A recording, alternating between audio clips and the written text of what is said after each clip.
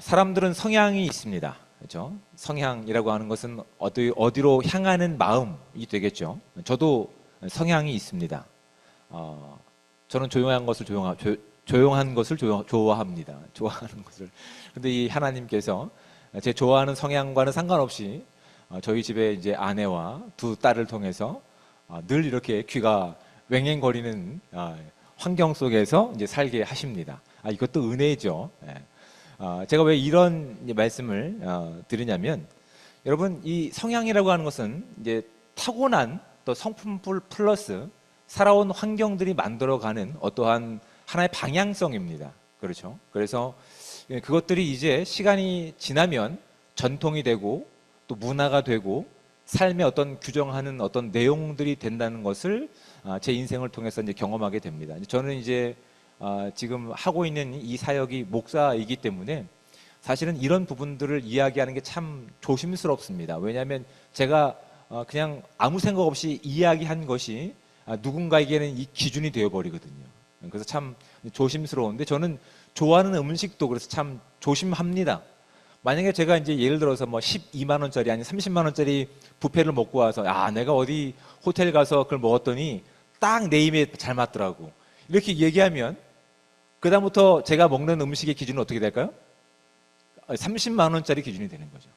그렇죠. 그래서 이런 부분들이 참 신앙생활하면서 더군다나 목회자로 살아가면서 조심해야 될 부분인 거예요. 그런데 다행히도 제가 제일 좋아하는 음식이 뭐라고요?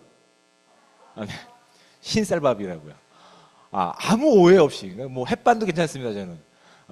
그리고 흰쌀밥을 좋아하니까 뭐 부자든 가난한 사람이든 아무 상관없이 저와 그리스도 안에서 진정한 식탁 교제를 나누는데 부족함이 없는 거예요. 그런데 만약에 제가 정말 비싼 음식이 너무 맛있어서 그것을 이야기해버리면 제가 만나는 사람들, 제가 교제하고 그리스도의 사랑을 가지고 또 식탁 교제를 나눈 사람들은 여러분들은 낄 수 없죠. 그렇죠? 적어도 장로님들끼리만 이렇게 먹게 되겠죠. 이런 부분들이 제가 이제 신앙생활하면서 겪게 되는, 알게 되는 신앙의 참 멋진 모습인 것 같아요. 그런데 여러분, 이것은 개인적인 성향이라든지 개인적인 나의 모습뿐만 아니라 교회 안에서도 이러한 일들은 있습니다.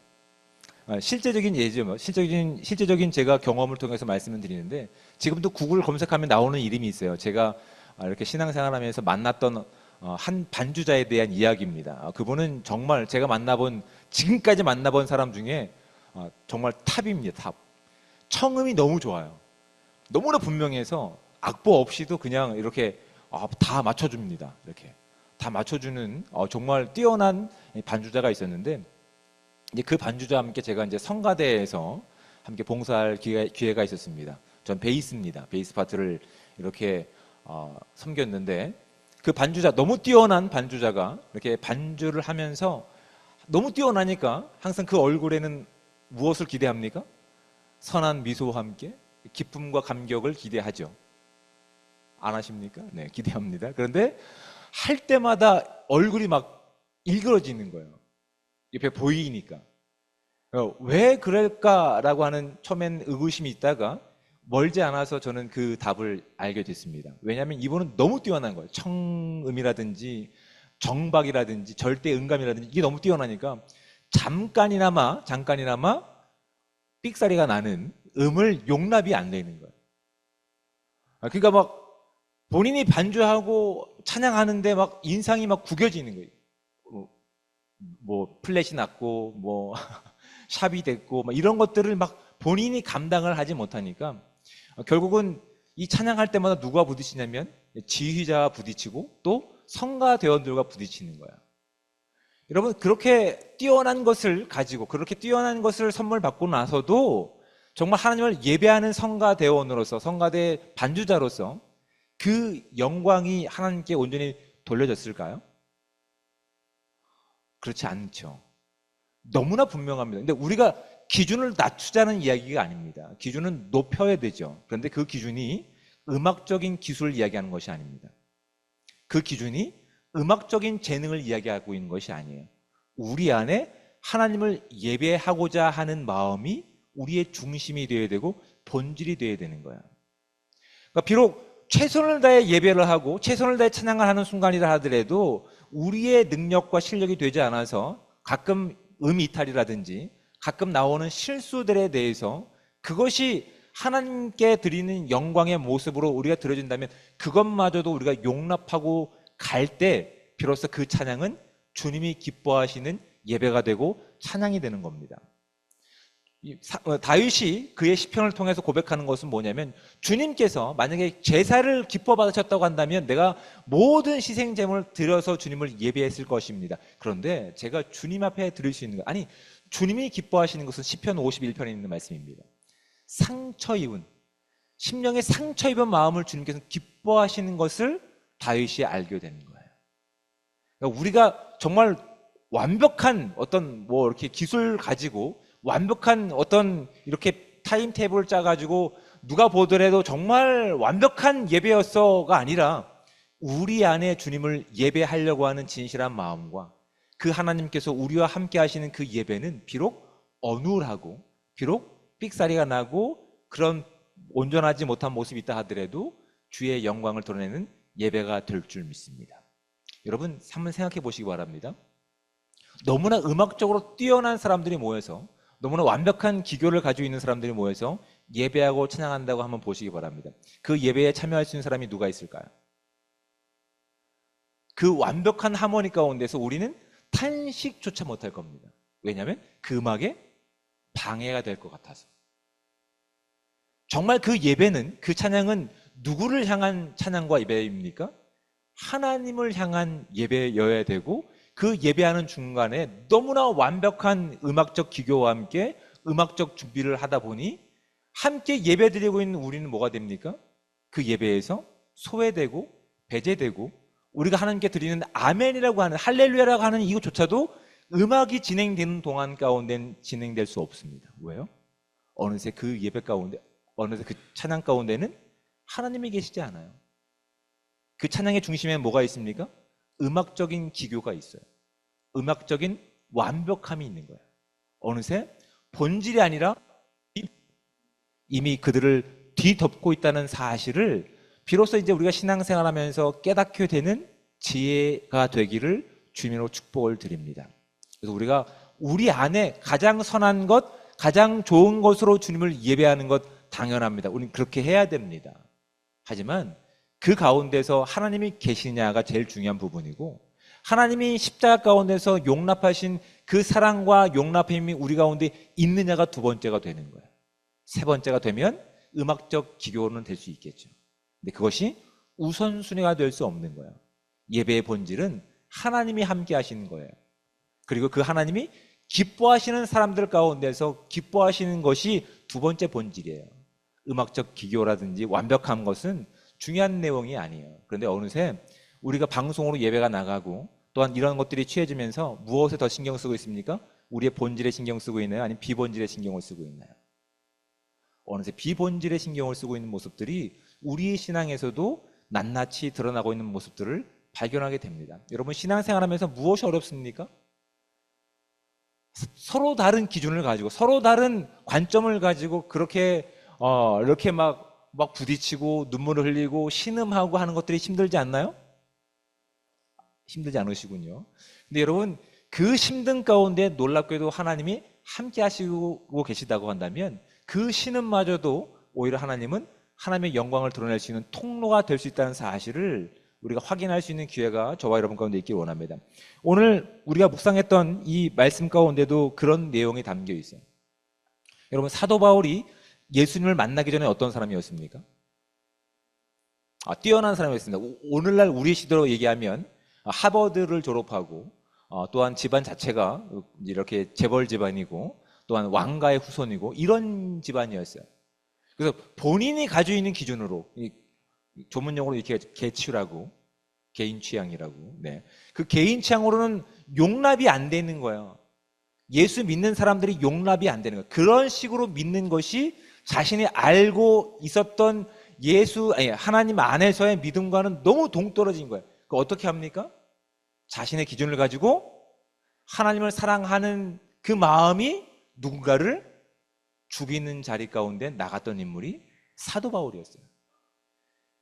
그 열정과 그 사랑과 그 진실함이 결과가 스데반 집사의 순교 자리 가운데서 당연한 것으로 받아들였던 인물이 이 사도 바울이었다고요. 근데 어느새 십자가의 은혜를 가지고 십자가에서 용납하신 하나님의 사랑을 경험했던 지금 사도 바울은 어떠한 지금 상황 가운데 있냐면, 과거에는 이해하지 못하는 일들이죠. 그런데 이렇게 되어 있습니다. 오늘 본문 말씀 가운데 보면 21절 말씀, 네가 이방에 있는 모든 유대인들을 가르치되 모세를 배반하고 아들들에게 할례를 행하지 말고 또 관습을 지키지 말라 한다 함을 그들이 들었도다 라고 지금 예루살렘 교회에 있는 장로들이 사도 바울을 만나자마자 한 말이 이거예요. 다시 한번 볼까요? 네가 이방에 있는 모든 유대인을 가르치되 모세를 배반하고 아들들에게 할례를 행하지 말고 또 관습을 지키지 말라 한다 함을 그들이 들었도다라고 지금 장로들이 들은 이야기를 바울에게 하고 있는 겁니다. 근데 이건 사실일까요, 아닐까요? 사실이 아닙니다. 왜냐하면 이 사도 바울은 디모데에게도, 물론 이제 뭐 부모 중에 한 사람이 이방인이고 또 이렇게 한 사람은 또 헬란이었기 때문에, 유대인이었기 때문에 이 할례 행하는 것을 행했던 인물이었기 때문에 지금 이들이 주장하는 것들, 열심 유대인들이 주장하는 내용이 가짜였습니다. 거짓말이었습니다. 잘못 전파된 내용이었습니다. 근데 이것을 듣고 예전 성품을 가졌던 사도 바울이라고 하면 어땠을까요? 분노하거나 아니라고 잘못을 따지고 누가 그렇게 얘기했냐고 아마 이렇게 대질했을 겁니다. 그런데 이 이야기를 듣고 장로들이 권면한 것을 이야기하니 그들이 어떻게 하냐면, 이제 바울이 어떻게 하냐면 보십시오. 24절, 그들을 데리고 함께 결례를 행하고 그들을 위하여 비용을 내어 머리를 깎게 하라. 지금 바울 보고 나는 그런 일을 하지 않았던 사람입니다. 그러니까 그 정결 예법에 따른 드는 비용을 지금 바울 보고 내라고 하는 겁니다. 그래서 보십시오. 그러면 모든 사람이 그 대에 대하여 들은 것이 사실이 아니고 그대도 율법을 지켜 행하는 줄로 알 것이라. 주를 믿는 이방인에게는 우리가 우상의 제물과 피와 목매어 죽인 것과 음행을 피할 것을 결의하고 편지하였느니라 라고 하면서 지금 예루살렘 교회에서 유대인들과 또한 비유대인들 가운데 행할 어떤 규례와 또한 어떤 방향성들과 또한 가치관들을 정해놨는데, 아직 사도 바울에 대해서 오해하고 있는 유대인들이 있다고 한다면 이런 비용과 이런 일들을 통해서라도 오해를 푸는 것이 어떻겠느냐라고 지금 사도 바울에게 권면하고 있는 겁니다. 그러니까 거기에 대해서 26절 보십시오. 바울이 이 사람들을 데리고 이튿날 그들과 함께 결례를 행하고 성전에 들어가서라고 되어 있습니다. 이게 여러분 굉장히 재미있는 부분이 이거예요. 사도 바울은 지금껏 그 복음을 전하는 일 가운데, 복음이 위협하는 일 가운데 그 복음이 잃어버리지 않기 위해서 자기 목숨도 아끼지 않고 버렸던 인물이 이 사도 바울이었어요. 그렇죠? 매를 맞는 것, 또한 예수 그리스도 복음을 세우기 위해서 각 지어진 교회 가운데서 그들을 위해서 변호했던 인물이, 목숨을 걸었던 인물이 사도 바울이었어요. 그런데 정작 예루살렘 교회에 왔더니 오해하고 있는 열심 유대인들 때문에 지금 자신이 욕먹게 된 상황 가운데서, 과거에 그가 가지고 있던 성향이라고 한다면 그들과 맞서 싸워서 충분히 이길 만한 자격과 실력과 배경을 가지고 있는 사람이었는데, 오히려 장로들의 이런 권면 가운데 그가 응하고 있는 부분들이 우리 가운데 참 많은 질문과 많은 생각을 하게 한다고요. 지금 바울은 정확하게 무엇을 따라 움직이고 있습니까? 본질입니까? 비본질입니까? 예수 그리스도의 십자가가 용납한 본질에 따라 움직이고 있는 것을 오늘 말씀을 통해서 우리 가운데 보여주고 있습니다. 이 부분을 빌립보서에서는 어떻게 말씀하고 있는지 좀 찾아보도록 하겠습니다. 여러분 신약성경 빌립보서 3장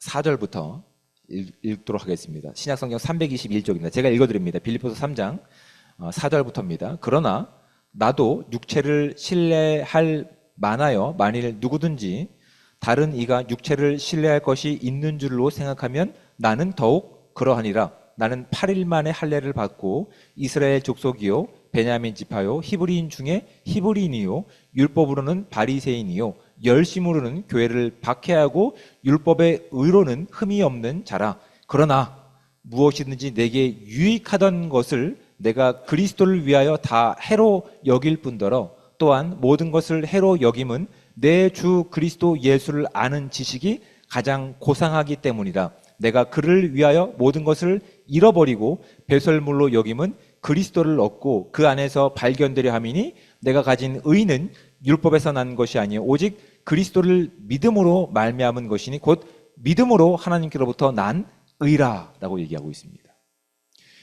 그 전에 사도 바울이 자랑할 만한 것들로 가지고 그들과 비교해 봤을 때도 사도 바울은 질만한 또한 그들에게 오해를 받을 만한 일이 전혀 없습니다.